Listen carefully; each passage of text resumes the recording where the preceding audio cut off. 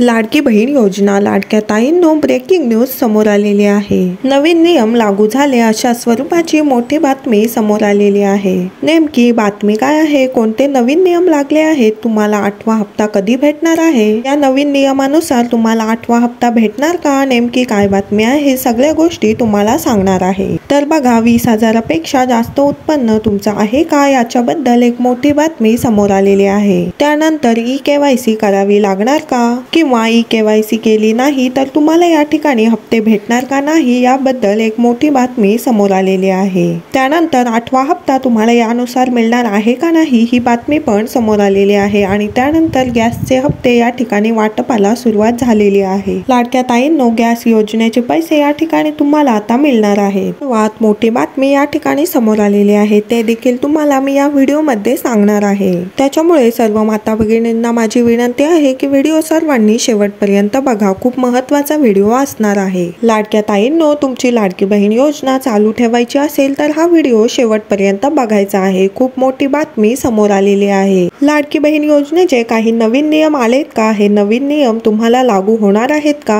नेमकी काय बातमी आहे, सगळ्या गोष्टी तुम्हाला सांगणार आहे। त्याच्यामुळे सर्वांनी व्हिडिओ शेवटपर्यंत बघा आणि चॅनलला कोणी नवीन आला असाल तर लगेच सबस्क्राईब करून ठेवा। ताईंनो, खूप महत्त्वाचं चॅनल आहे, त्यामुळे हे आपलं यूट्यूब चॅनल सर्वांनी सबस्क्राईब करून ठेवायचं आहे। तर चला, थोडाही वेळ वाया न घालवता आजच्या या व्हिडिओला सुरुवात करूया। आजची लेटेस्ट अपडेट तुम्हाला मी तुमच्या समोर सांगत आहे। चला, बातमी नेमकी काय आहे। 20,000 उत्पन्न असणाऱ्या महिलांना लाभ मिळणार नाही, या स्वरूपाची एक न्यूज आता समोर आलेली आहे। तर लाडक्या ताईंनो, मी तुम्हाला एक छोटासा प्रश्न विचारते, सर्वांनी मला सांगायचं आहे की तुमचं उत्पन्न 20,000पेक्षा जास्त आहे का, म्हणजे महिन्याला तुमचं उत्पन्न 20,000पेक्षा जास्त आहे का, मी महिन्याचं विचारतीये, वर्षाचं नाही। तुमचं पूर्ण महिन्याचं उत्पन्न 20,000 रुपयांपेक्षा जास्त आहे का, मला सर्वांनी कमेंट बॉक्स मध्ये सांगायचं आहे। तुमचं नाव सांगायचंय, जिल्हा सांगायचा आहे आणि महिन्याला तुमचं उत्पन्न किती आहे मला पटापट कमेंट बॉक्स मध्ये सांगा। लाडक्या ताईंनो, लक्षात घ्या, ही माहिती सर्वांनी कमेंट बॉक्स मध्ये सांगायची आहे, म्हणजे आपल्याला चेक करता येईल। तर लाडक्या ताईंनो, आता नवीन नियम लागू झालेले आहेत, त्यामुळे सर्वांनी व्हिडिओ शेवटपर्यंत बघायचा आहे। तर हे नियम तुम्ही पाळले तरच तुम्हाला लाडक्या बहीण योजनेचे पैसे भेटणार आहेत। आणि पुढील हप्ता हा 2100 रुपयाचा असणार आहे। मार्चचा हप्ता 2100 रुपये असणार आहे। 2100 रुपये कोणाकोणाला हवेत, एकदा मला कमेंट बॉक्स मध्ये सांगा। तुम्हाला पुढच्या महिन्यापासून 2100 रुपये हवेत का, 2100 रुपये जर तुम्हाला हवे असतील तर हे सगळे नियम आपल्याला चेक करावे लागणार आहेत, कारण ज्या ताई या नियमामध्ये बसतील त्यांनाच पुढे ढकललं जाणार आहे, बाकीच्या ताईंना काढून टाकलं जाणार आहे। त्यामुळे लाडक्या ताईंनो, ज्या ताई आपल्या या चॅनलवर व्हिडिओ बघत आहेत त्या सर्व लाडक्या ताईंची योजना चालू राहावी असं मला वाटतं। त्याच्यामुळे लाडक्या ताईंनो, तुम्हाला मी एक छोटासा प्रश्न विचारते,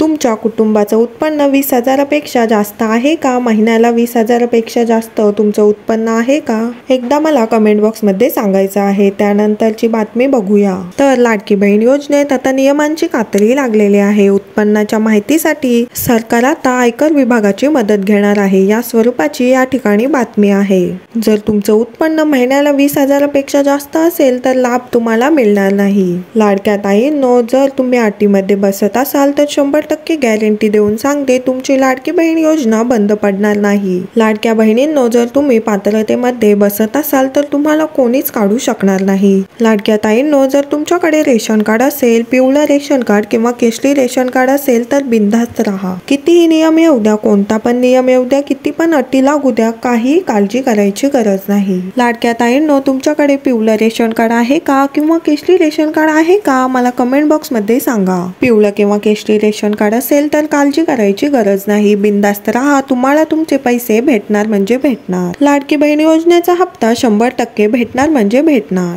त्यानंतरचा नियम काय आहे बघा, दरवर्षी ई-केवायसी करणं बंधनकारक आहे। तर बऱ्याच ताईंच्या मनात कन्फ्युजन निर्माण झालंय की माझी केवायसी झाली नाही तर लाडक्या बहिणीचे पैसे मिळणार नाही। पण लाडक्या ताईंनो, तुम्ही सर्व बातम्या व्यवस्थित समजून घ्या, त्यामुळे तुम्हाला मी एकदम सोप्या भाषेत समजून सांगत असते। तर लाडक्या ताईंनो, तुम्हाला आतापर्यंत हप्ते येतात म्हणजे तुमची ई-केवायसी झालेली आहे। लक्षात घ्या, तुम्हाला ई-केवायसी कधी करायची आहे, जून जुलै महिन्यामध्ये, म्हणजे आता अजून 4 ते 5 महिने काळजी करू नका। तर लाडक्या ताईंनो बघा, सरकारने सांगितलंय की ई-KYC दरवर्षी करणं गरजेचं आहे। सर्व लाडक्या बहिणींनी जून-जुलै मध्ये फॉर्म भरले होते, म्हणजे जून-जुलै महिना येईपर्यंत ई-KYC करायची गरज नाही। त्यामुळे कोणीही काळजी करू नका, बिनधास्त राहा। आणि लाडक्या ताईंनो लक्षात घ्या, ई-KYC तुम्हाला मोबाईलवर पण करता येते। 5 ते 10 मिनिटाचं काम आहे। आणि ज्या वेळेस ई-KYC करायची असेल तेव्हा मी तुम्हा सर्वांना सांगेनच। त्यामुळे लाडक्या ताईंनो कोणीही काळजी करू नका, अजिबात टेन्शन घेऊ नका, बिनधास्त राहा। तुम्हाला जर पाहिजे असेल तर मला कमेंट बॉक्स मध्ये सांगा, मी तुम्हाला समजून सांगते ई-KYC कशी करायची। आपला व्हिडिओ जर तुम्हाला आवडत असेल तर एक लाईक नक्की करा आणि हा व्हिडिओ जास्तीत जास्त माता भगिनींना शेअर करा।